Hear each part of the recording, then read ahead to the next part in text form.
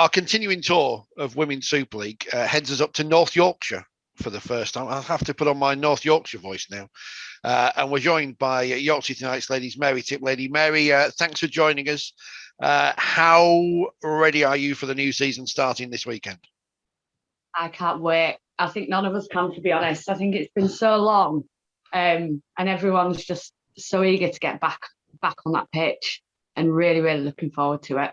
How's pre-season going? We were speaking to Naomi Williams early in the week from St Helens. They had 3 pre-seasons in a sense because of last year being cancelled. How much training have you done ahead of this year? Yeah, I think it's been tough.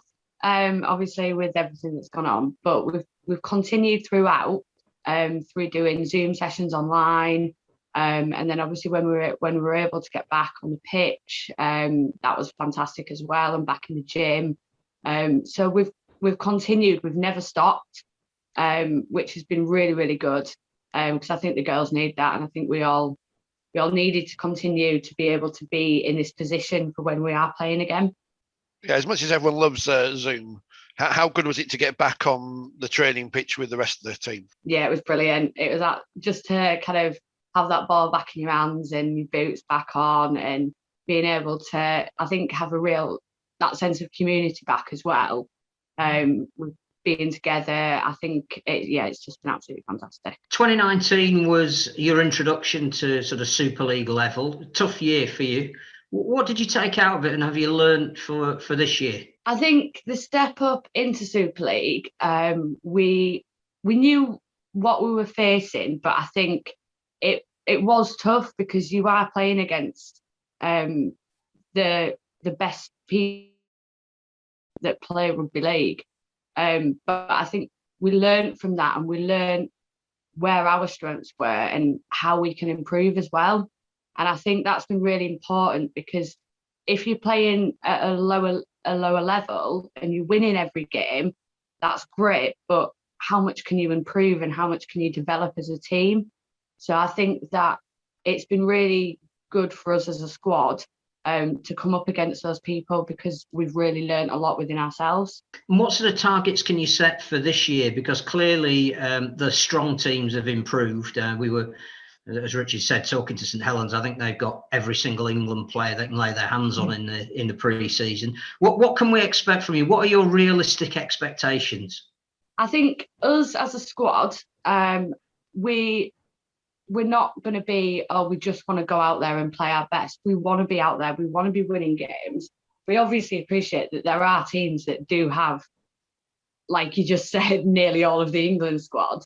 But we're not going to go on that pitch and just think, as long as we try our best. Like we do want the points and we do want to win the games. And I think that the desire that we have, I think it'll surprise some people. How did you get into rugby league in the first place? What's your origin story in rugby league, so to speak? This is a long time ago now. When I was at secondary school, I think I was about 11 or 12. They started up a girls' team literally 2 minutes away from my house. And one of my friends just said to me one day, "Why don't you come down?" Because I've always been a sporty person. I've always done sport all my life. And my first training session, I just loved it. I loved getting into the tackles. I just loved the game.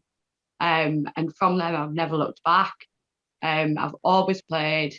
I've always just absolutely loved it. And I think to see the development from when I first started playing to how it is now is just absolutely outstanding as well. And I guess that potential to go on further for the sport is, well, it's exponential. There's nowhere that women's rugby league can't go, I guess.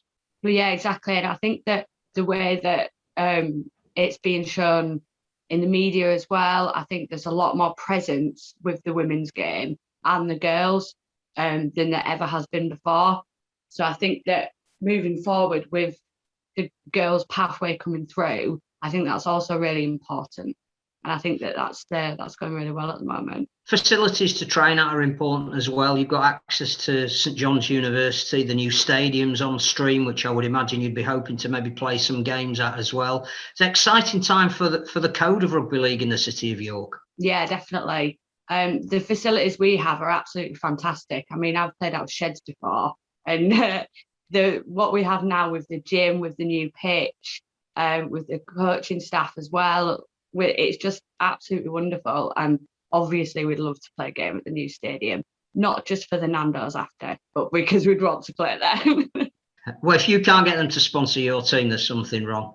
I think the other thing is that a lot of teams are reporting increased recruitment and a lot more interest and development teams now under their Super League team. And I think York's been at the forefront of that as well. You seem to have had a lot of interest of women and girls wanting to come and play. Yeah, definitely. We've recruited probably the best we've ever done this year. We've had so many people come across, whether it's people that have played union before or that have come across from another team.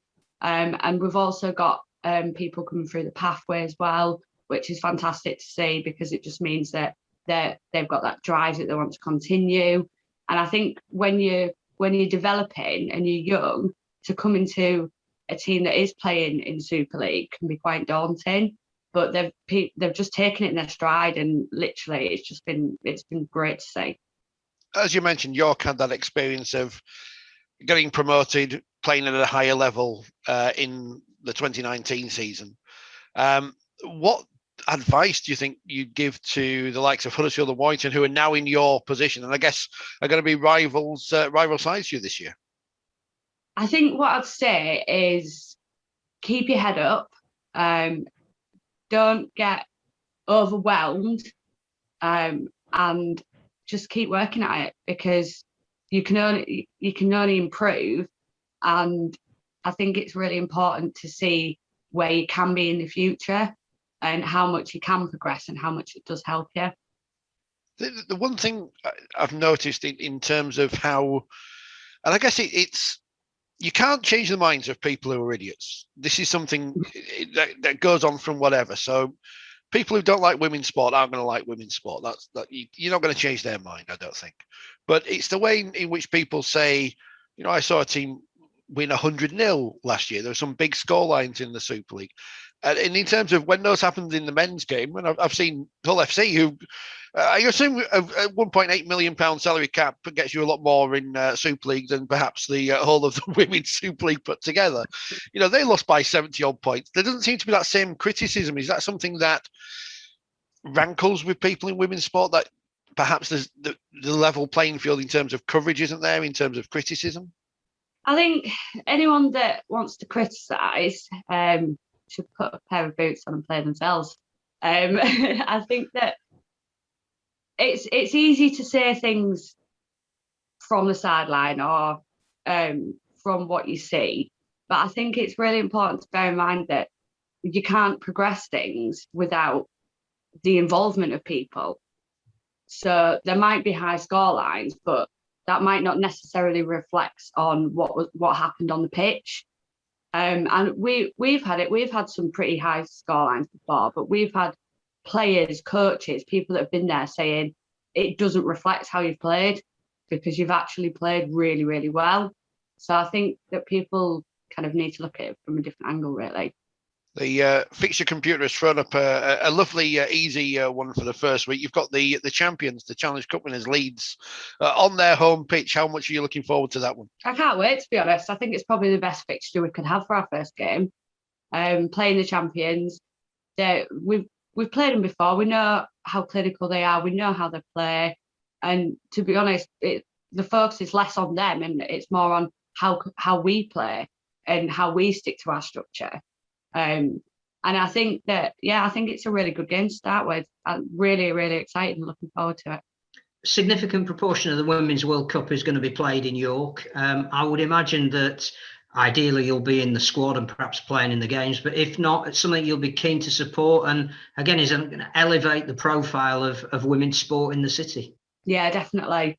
I think it's something that we should be really, really proud of, that we are hosting some of these games. And I think it is really important, because I think with Rugby League in York, there's a few, obviously there's the Knights men's team, which have done absolutely outstanding and they're going from strength to strength. But it's really important that we push the women's side of it as well. And even if some girls or some women come along to watch the games with their partners, and they look at it and they go, do you know what, I want to be involved in this. It's another step forward for the game, and it's another step forward for us as well. And I think that it's really, really exciting that we do get to host these games, and I'm really excited for the people to come to York as well and to see what we're about. Slightly different audience as well. It's been interesting looking at some of the things that John Flatman's been saying about the potential of the club. And not only is it multi-pronged with men's and women's and the other variants, but you've got the chance to attract a different audience as well, that moving into North Yorkshire, a lot of people perhaps that live and work up here that wouldn't normally come across rugby league. Again, is there a desire to target new people who aren't rugby league fans to come and watch your team? Yeah, definitely. We've had that already with a few people that have that we've either got chatting to, and they've said, oh, well, do you know what, I've never watched a game of rugby, it'd be quite good to come down and watch. And they've really enjoyed it. And I think that's one thing that we do need to push forward with, because we've got such a great community within rugby league. We just need to keep expanding on it. And the one thing that people say to me when they do experience rugby league for the first time is how much of a sense of community it is and how great the people are. And it's just something that people really should come and get on board with. We're asking everybody we speak to pick out some of the personalities in their team as well. We want to build them up as much as we can for the new season and ongoing. So, and you're going to be on Twitch, so people are going to want to know the background to all these people. So who's the worst trainer? Who's the worst dressed? Who turns up late? Who's the joker in the pack? Who wouldn't you want to meet in the gym on a dark night? That's a lot of questions. I think, I don't know. I would say the worst trainer, which is quite funny actually, because she's a PE teacher, I would say would be Georgia. Just because sometimes her attention span is a little low. Don't get me wrong, she's brilliant and she trains hard. But sometimes I think the blades of grass catch her attention a bit more. Who I want to meet on a dark night? Probably any of them, to be fair. Yeah, any of them. And I can't remember your other question. I do like how the hardest questions we always ask are the ones where we ask you to try and call your teammates out, and no one's fallen for it, Phil. No one falls. They're all too smart. You've got the Wakefield in the Challenge Cup, which is obviously going to be a big game in the second week. You got to the final of the Challenge Shield last season, obviously beaten by the Army in the final. It must have been nice to get to a final and have a chance at some silverware. Yeah, I think Wakefield's a really good first draw. I think that them and us, I think we're both really looking forward to that fixture. The Army game, personally, for me, was a tough one because I'd actually been in a car accident a few weeks before. But I think that game was one of them that we kind of just, it happened and it was played. We knew we could have played better. We knew we could have been stronger. We knew we could have been more clinical. But just to get there in the first place, it's great. And yeah, I think this year we'll be surprising a few people. Yeah, it's a big game for both teams, that first game, is it? Because you're both expected, without any disrespect, to be near the bottom end of the table. You're not expected to be in that top four, but to get through to the Challenge Cup is a big count at the end of a stick. Yeah, definitely. I think that even if we don't end up in the top four, it doesn't mean that we can't surprise people and that we can't turn people's heads. And I think that we're so looking forward to this season and everything that goes with it, and that the effort is just going to be immense between everyone, really. You mentioned as well that the coaching staff have been superb. I don't think we give enough credit or promotion to them. So tell us about who inspires you when you get in there after a hard day of normal work and gets the best out of you. All of them, really. I mean, they all have each individual kind of traits that you kind of admire. I think we've got Liam, who's our strength and conditioning coach, who's absolutely fantastic. Like, he'll tailor things to make you a better player, not just the team. And I think that's really important, because if you do a session based around everyone, like, there's no point. The forwards and the backs, they've got different strengths. You need to build on what their strength is. And individually, he puts in so much time for us, whether it's meal plans or diet advice or stuff that we do outside of training. I think that's been a massive benefit to the girls this year. We've got Kay Rollinson, who I've played alongside with for years as well. The first time I ever met her was when I was about 14, I think. And I was training with the orphanage, and then when I could actually play, she ran at me because she was a lot bigger at me, and I just tackled her straight away, and she just looked at me with this shock, and she reminded me of it at training on Monday, actually.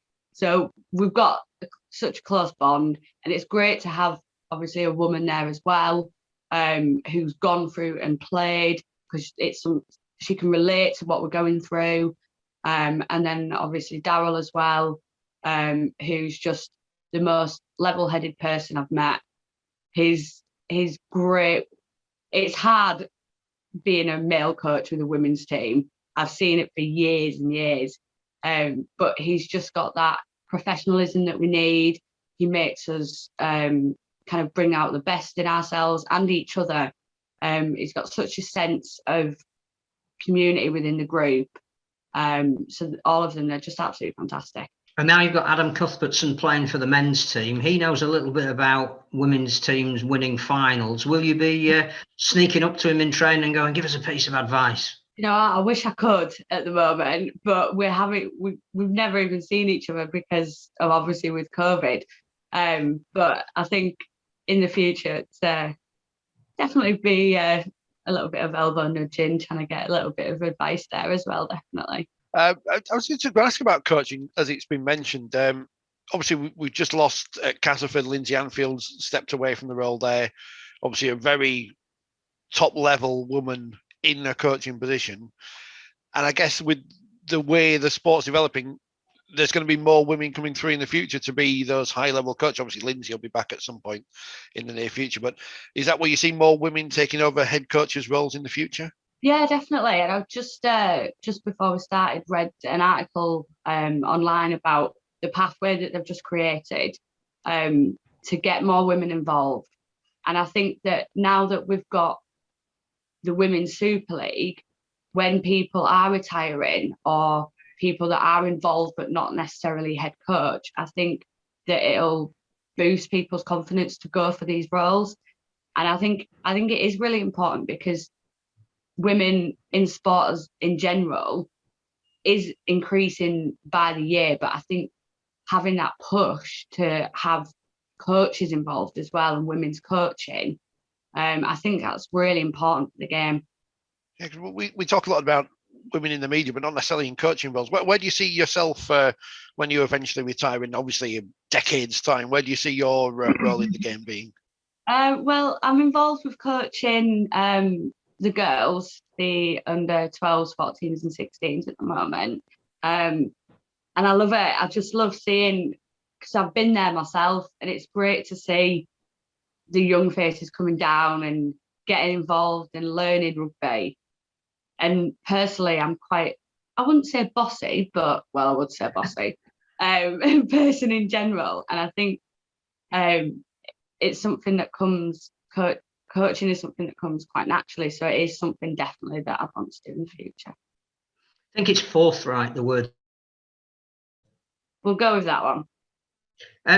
Talking of role models and people that you can aspire to, you know, Claire Balding is the president of the Rugby Football League for this year and next. She passionately said that she wants to promote the women's game as part of what she's going to be doing. How important is that to have somebody right at the very top of the game in administration to further your cause? Huge. It's it's massively important. I think to have someone at that level that is so passionate and that is involved and really wanting to progress the women's game, I think that is needed, because I think that sometimes there can be a hype about something and then it can just disappear, but you need them people with that passion at that level to be able to continue it and to grow it. I think that's key, isn't it? It's okay doing something once, but you've just got to keep on dripping into people's minds that Women's Rugby League, Women's Super League is here. It's not going anywhere. It's going to get bigger. And it's exciting times. I watched the RFL's video just before recording this, and I thought, I'm excited again now for the new season. When the Men's Super League came around, because my team's probably going to finish around the bottom, yeah. But now I'm quite excited because, there's all these exciting teams, all these exciting games to look forward to. And I don't think I'm excited as you are going to be, obviously, stepping out onto the field on Sunday, but a degree of excitement at least. Yeah, and that's what we need. We need people to be excited and to be looking forward to it, because, like you said, we are here to stay, and it is only going to get bigger and bigger. And with the gap that we've had, I think this coming back, that's just built the excitement up even more for everyone, and people are looking forward to seeing how this season ends and what teams are doing and who have recruited who. And I think that when eventually, like, even just having it streamed online, because people can't go to games, that's another step forward, because it means that people can still watch and still be involved. I don't know if you've got anything else left, Phil, or are you, just to wish you luck. I think one thing I would say is everybody we've spoken to, whatever the team, whatever their hopes and aspirations, they've been really positive. They've been really bubbly and vibrant about what's to come.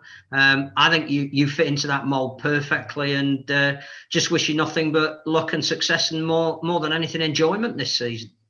No, thank you very much. It takes a lot to get us positive, so this week's been a real tonic for us. Best of luck for the season. Obviously, as a Wakefield supporter, I hope you beat Leeds on Sunday, and don't beat us the week after. But in serious, best of luck for the season, Mary, and to everyone at York, and hopefully we'll catch up later in the year. Thank you very much. Thanks for your time.